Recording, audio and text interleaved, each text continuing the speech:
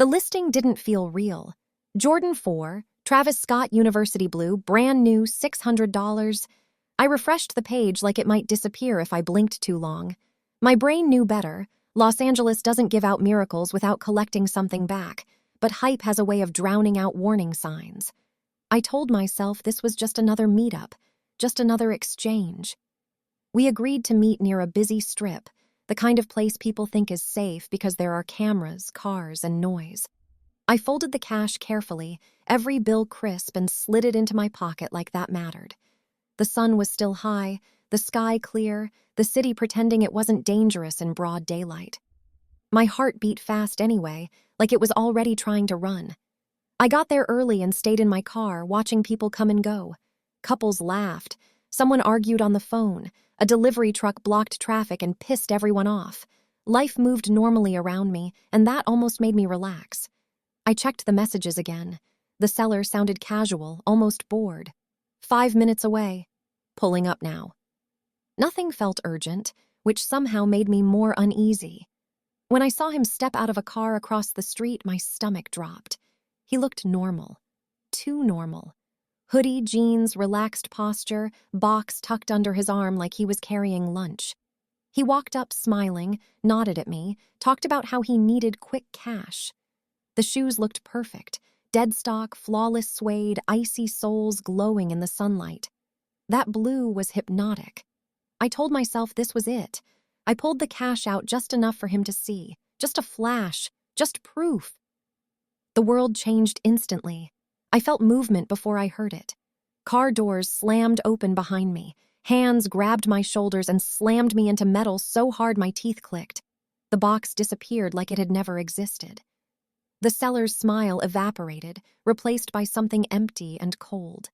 I tried to swing back, pure instinct, but my fist hit nothing. A punch cracked across my jaw, and the sound of the street warped into a ringing buzz. I tasted blood, warm and metallic. My knees buckled, but someone yanked me upright. Then I saw the gun. Not dramatic, not waved around. Just there, solid, real, final. The click cut through everything. My body locked up. Every thought narrowed to one: don't move. The gun fired. The shot wasn't aimed at me, but it was close enough to feel heat tear past my side. People screamed. Someone dropped a drink that shattered on the sidewalk. Cars screeched as drivers slammed on brakes or floored it to get away. The entire street exploded into panic. They dragged me across the sidewalk like I was already unconscious. I tried to shout, but a hand crushed my mouth shut. Something hard pressed into my ribs, pushing the air out of my lungs. My feet scraped concrete as the world blurred into motion and noise.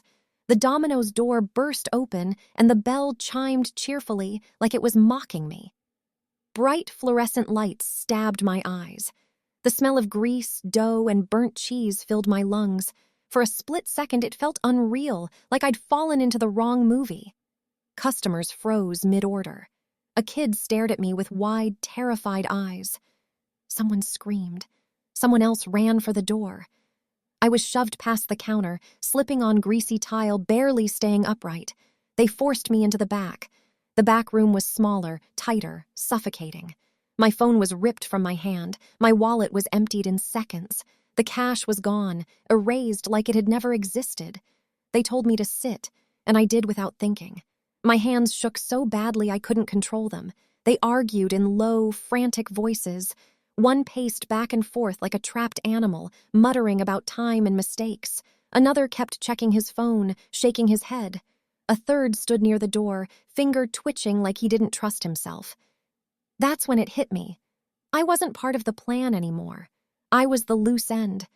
My chest felt tight, breath shallow and uneven. I thought about my family, about dying in a pizza shop over sneakers, about how stupid the reason would sound to anyone who cared about me. I focused on staying awake, like consciousness itself was a weapon. Minutes dragged. Every sound felt louder than it should have been. Then, faint at first, I heard sirens. They were distant, almost easy to ignore. Then louder, then closer, then stacked on top of each other until the walls vibrated. The pacing stopped immediately. Panic flashed across their faces. "Police! Let him go!" A voice boomed from the front of the store. Red and blue light spilled through cracks in the walls. Glass shattered somewhere out front. Commands overlapped, sharp and absolute. Hope hit me so hard it hurt. Everything happened at once. A chair scraped violently across the floor. Something metal clattered down. An arm wrapped around my neck from behind and yanked me upright. My airway tightened. I was pulled backward, used as a shield. The gun pressed against the side of my head. I could feel the heat from it, smell sweat, fear, panic. My vision tunneled, edges darkening. My legs shook, barely holding me up. I didn't fight. I didn't move. I didn't want to be the reason a trigger got pulled. SWAT burst in. Windows shattered. Boots thundered. Commands echoed nonstop. "Drop it! Let him go! On the ground!" Time slowed into individual heartbeats. I remember thinking how quiet my own breathing sounded compared to everything else. I waited for pain. Instead, the grip loosened. Then something else happened. Before he let go, before he stepped away, before the standoff ended, he fired. The gun went off right against me. The pain was immediate and overwhelming, like my body had been split open by fire. My legs gave out. I collapsed forward, hitting the tile hard. Blood spread fast, warm and terrifying. The room blurred into flashing lights and shouting voices. I remember screaming. Or maybe I didn't, I'm not sure. Boots rushed past me. Someone shouted, "Medic!" Zip ties snapped. The chaos moved away from me as officers secured the room. Hands pressed down on my wound. Voices told me to stay awake, to look at them, to breathe. The ceiling lights blurred into one long white streak. Then nothing. I woke up 4 years later. At least that's what they told me. 4 years gone. A coma I don't remember entering. Machines breathing for me. Doctors explaining time like it was a foreign concept. My body weaker than my mind expected. Scars mapping places I didn't want reminders of. They told me I was shot again as revenge. Told me I was lucky to be alive. Told me how close it was. Told me how often people don't wake up. I had survived, but parts of me stayed in that dominoes forever. I still remember the blue of those shoes, still remember the sound of the gunshot, still remember the cold tile against my face. And I learned something the hard way. Some deals don't cost money. They cost time. They cost memory. They cost years of your life. And sometimes survival is the most expensive thing you ever pay for.